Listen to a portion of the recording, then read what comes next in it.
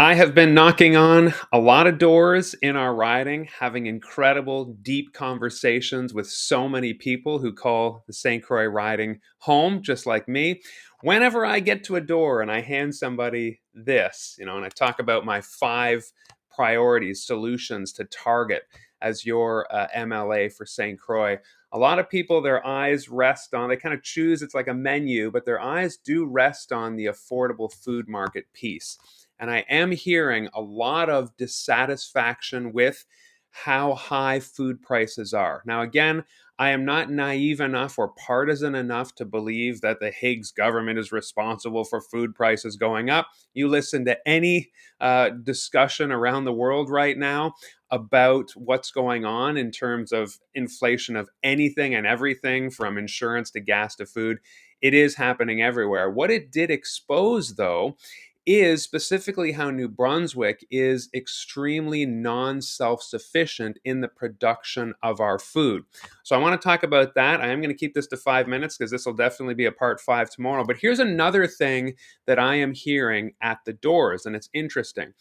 People are saying that they do not like the negativity of politics. I'm hearing people say, I don't follow politics because it's just so negative. You listen to a politician talk, and all they're doing is attacking the other side. My goodness, that I agree. It is exhausting. Nobody needs more negativity in their life. And so I am trying to be positive and solutions focused with any issue that I bring. That said, okay, I know that said always means there's going to be a reversal of what was just said.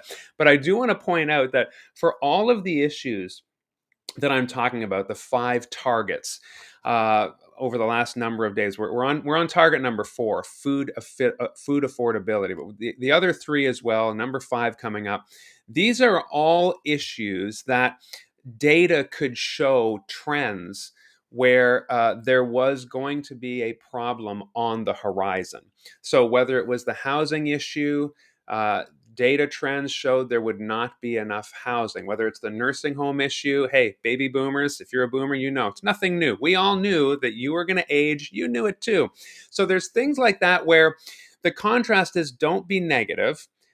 But again, the flip side of that at the same time is we have to show that we are aware of the problems that are coming. And the food situation is no exception. So, one thing that I wanted to highlight today in the last 2 minutes that I have left, and more tomorrow, is the problem of small farms in New Brunswick that are going under. Now, our premier, when asked about this, was quoted in the media as saying it's a matter of business. A successful business succeeds. A business that is not successful fails, and that is that. What you're going to notice, though, is that's not true in other sectors like forestry and gas and mining, extraction industries in our province. The government, again, whether you like this or not, as a taxpayer, the government does subsidize priority industries, industries where it says this is too important on a public level to simply allow it to, twist in the wind of the free market and see how it all pans out.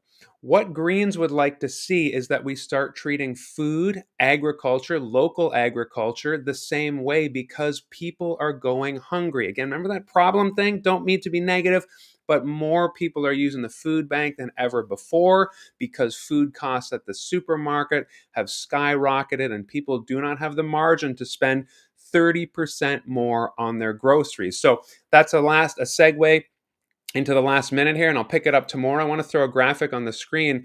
A local farmer, in fact, Green MLA, Kevin Arsenault is a farmer. His wife posted this. They founded a co-op of local food baskets where I am a subscriber of Bantry Bay Farms. Do want to talk a bit more about that tomorrow. At the beginning of the season, I sign up for a produce box from Bantry Bay, our amazing farm that is in Bayside. It's in our own riding. It is a gem. And they, I a few $100s up front, and every Monday I get a food box with an email about the ingredients and how they might be prepared. It's an incredible program. These programs are put on and offered by many, many small farms across the province, Kevin Arsenault's farm and his wife's farm included.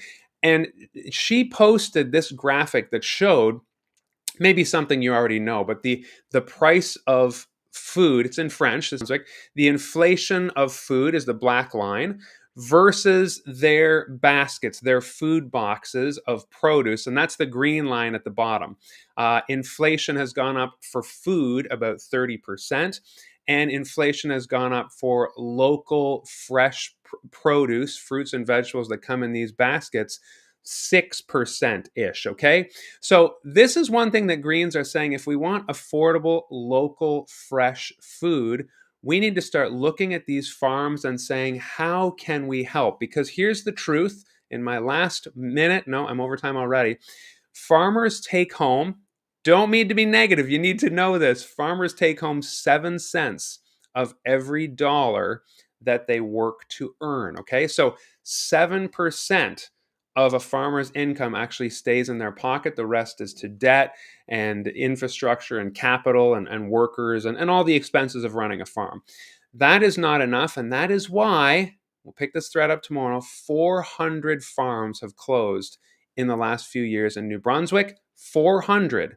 Essentially 18% of the total number of farms in New Brunswick have closed, while at the same time, large food conglomerates that produce monoculture, one crop, say potatoes or blueberries, they continue to grow and encroach on our land, and the government does help them out.